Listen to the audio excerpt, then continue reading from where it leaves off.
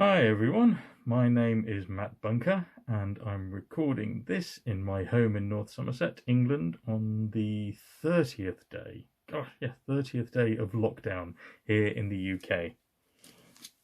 Oh, and it's too hot for that. Some of you may have met me and even spoken to me at one of the Vendeltids events in Uppåkra, either last year or the year before. And what I've been doing during this difficult time is reading stories to people on Facebook, and I thought perhaps I could do the same for all of you.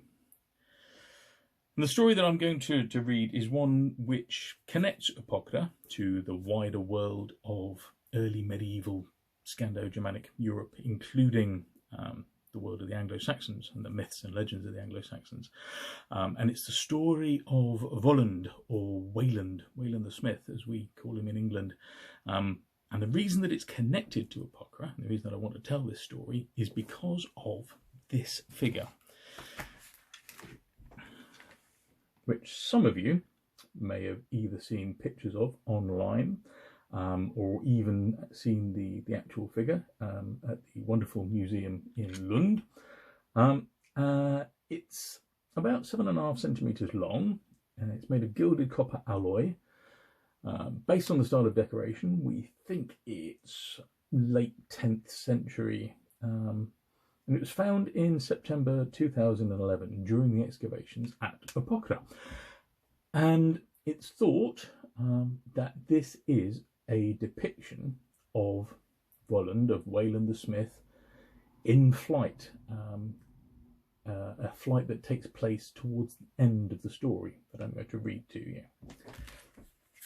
The saga of Wayland, of Völund, is told in a couple of sagas. It's in the Elder Edda, the poetic Edda, and in another saga whose name escapes me at the moment. And then Wayland is also referenced in lots of other stories and sagas from Scandinavia and in Anglo-Saxon poetry as well.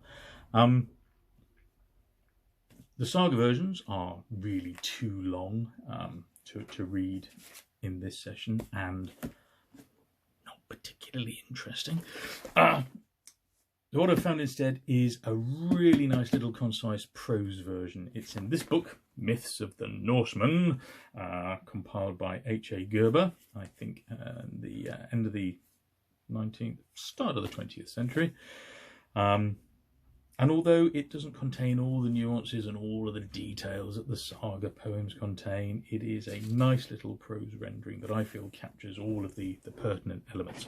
So, we're going to read this now. The story of Wayland.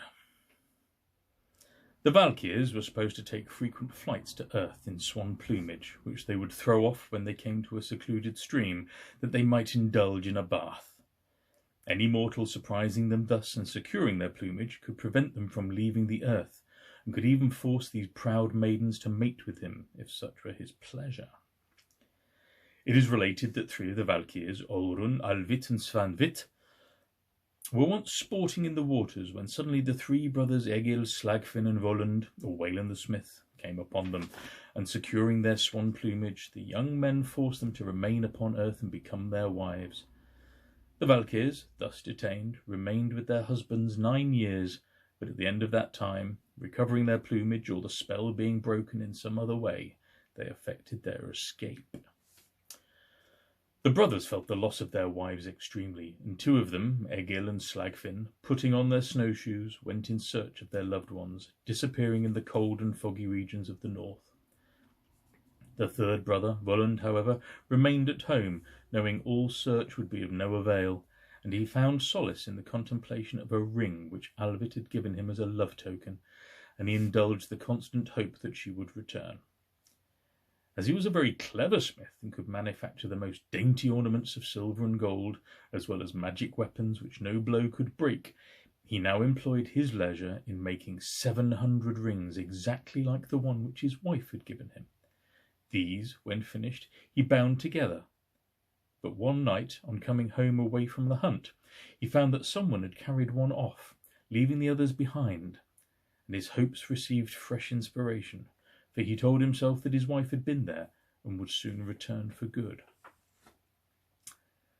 That self-same night, however, he was surprised in his sleep, and bound and made prisoner by Nidud, King of Sweden, who took possession of his sword, a choice weapon invested with magic powers which he reserved for his own use, and of the love ring made of pure Rhine gold, which later he gave to his only daughter, Bodvild.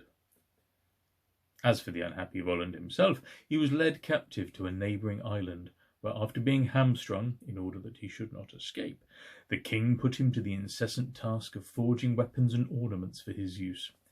He also compelled him to build an intricate labyrinth, and to this day a maze in Iceland is known as Völund's house.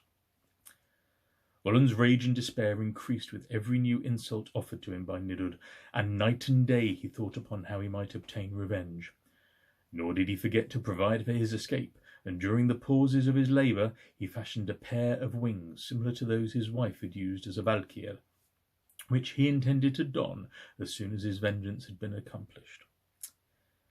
One day the king came to visit his captive, and brought him the stolen sword that he might repair it.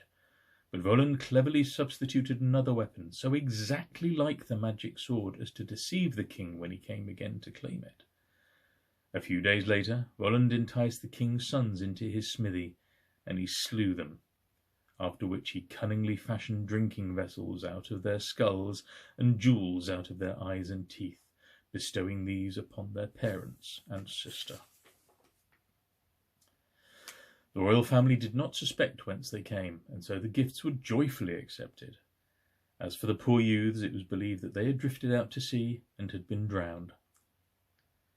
Some time after this, Bodvild, wishing to have her ring repaired, also visited the smith's hut, where, whilst waiting, she unsuspectingly partook of a magic drug, which sent her to sleep and left her in Völund's power, and he took advantage of her. His last act of vengeance accomplished, Völund immediately donned the wings which he had made in readiness for this day, and grasping his sword and ring, he rose slowly into the air.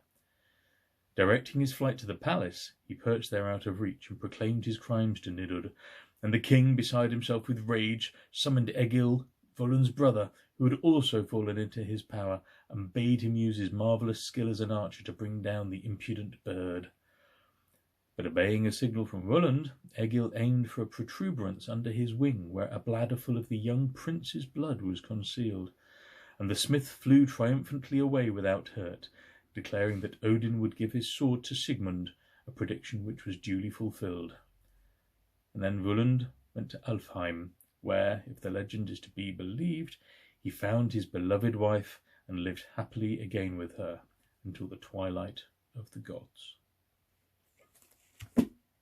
So, the story of Wayland the Smith, Völund, the bird figure found at Uppåkra. Hope you've enjoyed that, and I sincerely hope to see some or all of you at the Vendel Days event this year in Uppåkra. And if not this year, then another year. And then we will read more stories around the fire. Thanks. Goodbye.